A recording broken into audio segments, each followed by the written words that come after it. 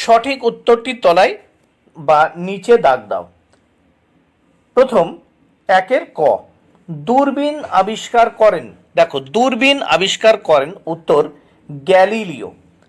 একের খ, আদিম মানুষ গুহা আলোকিত করে রাখত, উত্তর চর্বি জ্বালিয়ে। দেখো, চর্বি জ্বালিয়ে। এখানে দেখো তেল তেল আছে, চর্বি আছে, পশুর চামড়া, উত্তর হবে চর্বি। তারপর দেখো গ, একটি দাহ্য বস্তু হলো, এখানে আছে জল আছে, কেরোসিন আছে, দুধ। দেখো কেরোসিন উত্তর হবে।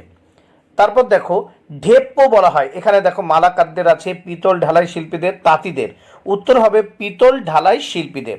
তাহলে দেখো দূরবীন আবিষ্কার করেন গ্যালিলিও, আদিম মানুষ গুহা আলোকিত করে রাখত চর্বি জ্বালিয়ে। তারপর গ দাগে একটি দাহ্য বস্তু হলো কেরোসিন। ঘ দাগে দেখো ঢেপ্প বলা হয় পিতল ঢালাই শিল্পীদের।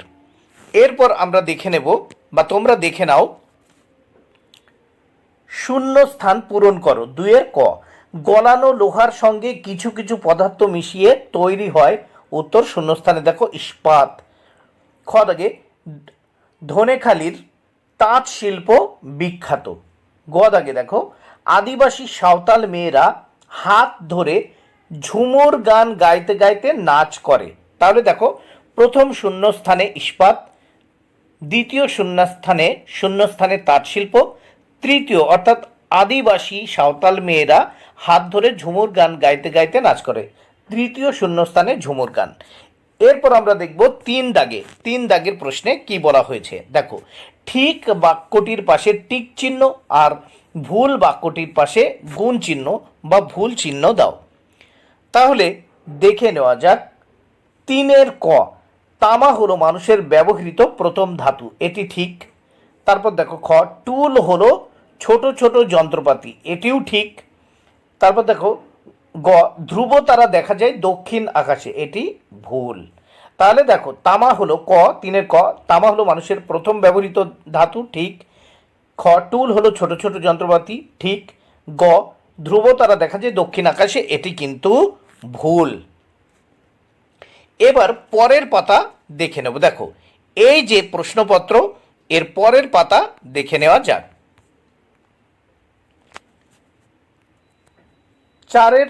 চার দাগে দেখো একটি বাক্যে উত্তর লেখো। এখানে 4টি প্রশ্নের উত্তর করতে হবে, 4 মার্ক।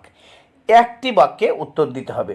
4 ক, পোড়া মাটির তৈরি এমন দুটি জিনিসের নাম লেখো। দেখো, পোড়া মাটির তৈরি এমন দুটি জিনিসের নাম হলো মাটির কলসি, মাটির মূর্তি, মাটির ব্যাংক।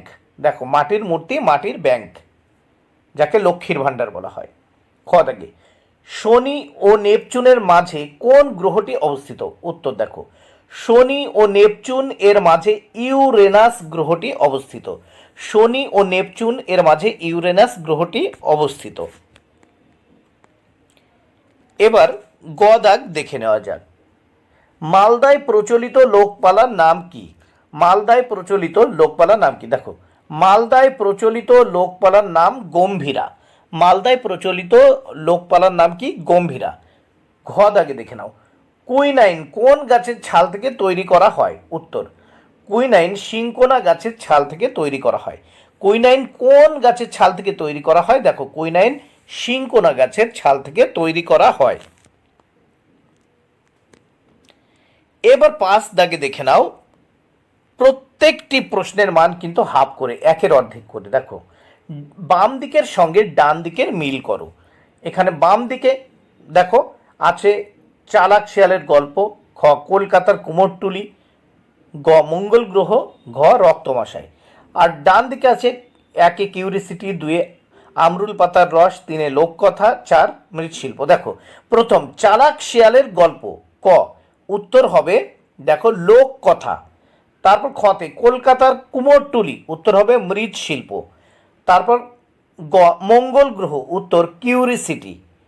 রক্ত আমাশয়, ঘ রক্ত আমাশয়, উত্তর আমরুল পাতার রস। বন্ধুরা, এবার দেখে নাও 6 দাগের প্রশ্ন ও তার উত্তর। 6 দাগের প্রশ্নগুলো দেখে নাও, প্রত্যেকটি প্রশ্নের মান 2 করে। দেখো, 2টি বা 3টি বাক্যে উত্তর লেখো, যে কোনো দুটি প্রশ্নের উত্তর করতে হবে। দেখো, মোট হচ্ছে 4 মার্ক। 6 ক, কি কি জিনিস দিয়ে ছৌ নাচের মুখোশ তৈরি করা হয়?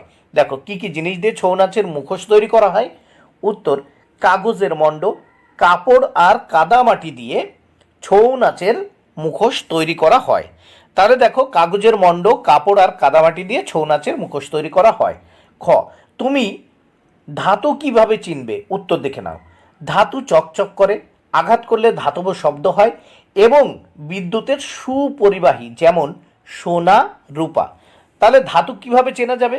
এখানে বলা হয়েছে, দেখো ধাতু চকচক করে, আঘাত করলে ধাতব শব্দ হয় এবং বিদ্যুতের সুপরিবাহী, যেমন সোনা, রূপা।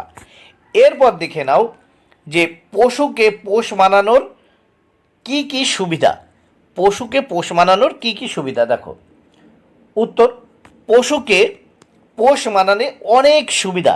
সারা বছর ধরে মাংস, দুধ আর চামড়া পাওয়া যাবে। দেখো পশুকে পোষ মানালে অনেক সুবিধা, সারা বছর ধরে মাংস, দুধ আর চামড়া পাওয়া